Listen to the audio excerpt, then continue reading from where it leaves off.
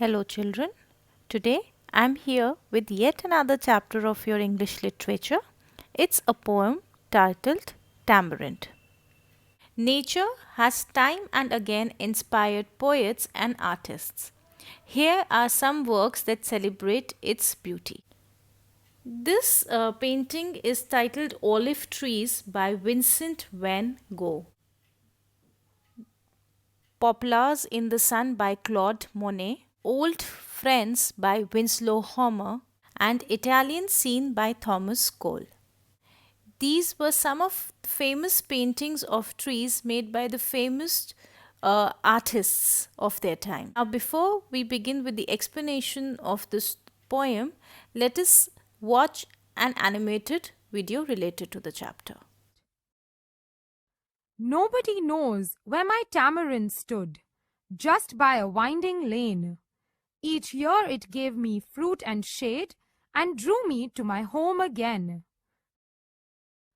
I loved to sit beneath her shady boughs, and rest up for a while, to gaze out upon the distant blue hills with laughter and a smile.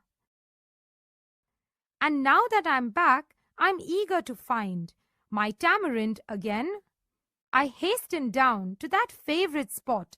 I search, but search in vain. Then I stop and I stare. I stand quite still. I listen to my heart. That magnificent tree that was my life has just been ripped apart. I turn to the hills, my eyes filled with tears. For sure, I've lost my soul.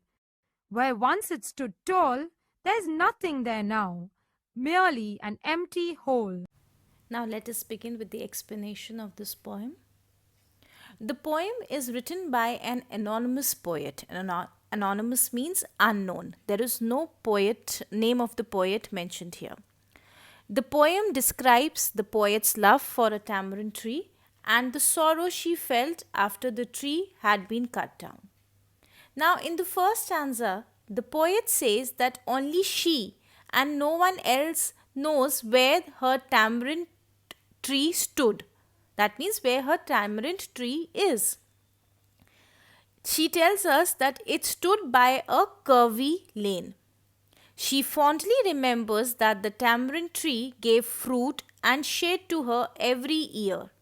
And even after she left the village, when she grows up, she came back each year to the tree. The tree drew her, attracted her back to her father's home every year. In this stanza, the poet remembers that she used to love sitting beneath the tree's shady branches and rest for a while. She used to sit under the tree and gaze out upon the blue hills that are far away. She would then feel happy and would laugh and smile. And now, when she visits her village again, she eagerly runs down to her favorite spot under the tamarind tree. But when she reaches there, she is unable to find her favorite spot, even after searching for a long time. Then she suddenly stops and realizes that the magnificent tree, which she loved with her heart all through her life, had been cut down. She now doesn't know what to do when she looks towards the blue hills with eyes filled with tears. She feels like she has lost her soul as she was deeply attached to the tamarind tree. She now realizes that her favorite spot where once the tamarind tree stood, there was nothing there except an empty hole. Now let us discuss the poetic devices used in the poem. The first one is metaphor. Metaphor is a figure of speech which is used to make a comparison between two things that are not alike but do have something in common. So, in this poem, the tree is as the speaker's very soul and which is used to show the deep connection he or she had with it. The next figure of speech is symbolism. It is a figure of speech where an object, person, or a situation has another meaning other than its literal meaning.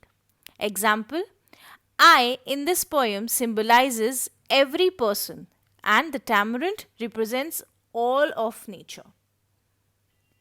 The third poetic device used here is repetition. I stop, I stare, I stand. I listen to convey his. So I is repeated in this poem. I listen to convey his realization that the tree could have been cut to make way for a road.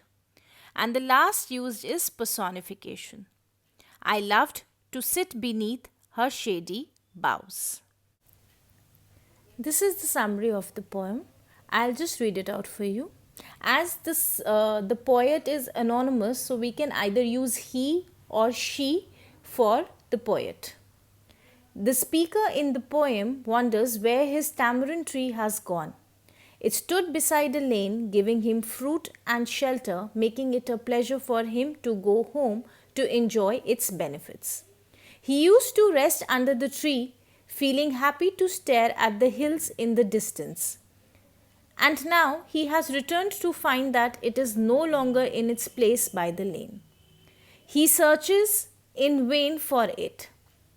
Then he stops searching and stands still to realize that his tamarind had been chopped down to the ground. He stares at the hills again, feeling as if he has lost his very soul, for there is nothing but a hole where his tamarind stood. I hope you all enjoyed this poem and understood the message that was conveyed by the poet through this poem. Development may not always mean progress. It could be a regression. It could be regression too. Regression means less developed. When we cut down trees to build roads, we are killing a bit of ourselves along with it, because we are severing our deep connection with nature. So just for our own development, we should not harm the nature.